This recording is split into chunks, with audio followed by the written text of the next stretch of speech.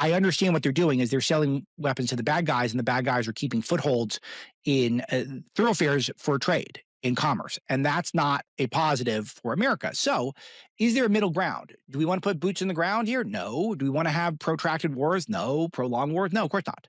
But it's nice every once in a while when you got a president who's bold enough and clear-eyed enough to bomb some of the terrorists, send a message, and to brush them back. So what had changed here in Yemen is that Yemen had basically stopped operating. They stopped bombing. They stopped their aggression campaigns when there was discussion of ceasefire between Hamas and Israel at the end of January, and then they had threatened to to bomb ships around the Red Sea as of last week.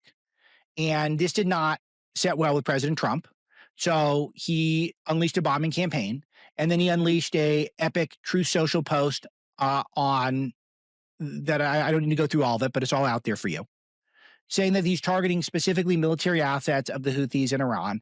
And he's basically trying to get them to back off and saying that if you don't back off, then we're going to destroy you and you can't threaten us and don't threaten anything that's happening in terms of, well, we're getting the economy going here and we're not going to have big supply chain interruptions because of this rebel group that has no legitimate authority controlling major ports and major thoroughfares. So he's sending a signal to Iran also. Iran is sort of the elephant in the room here. It's not worth it. Stop funding these guys. Let them on their own. Because if you keep supporting these terrorists, then there's going to be more hell to pay for you. So the Houthis told us after the bombing that they claimed that they attacked the USS Harry Truman. There's nothing that I could find online that confirmed this. I consulted with Francis Martel, our world editor of Breitbart News, who we discussed this on our Fight Club video today. For more detail, I recommend all that. She knows more about this than anyone I know. And Breitbart Fight Club, you subscribe, get that extra content. I asked her about it. She said no evidence the USS Harry Truman was attacked. And they're also claiming that Trump killed a bunch of children with his bombing. But again, it just seems like that's the smart thing to say, because then people who just parrot anti-American propaganda will just announce that. So again, we have not seen any evidence of that, because here's the tell. They put out this video of American of caskets floating in the water with American flags draped on them.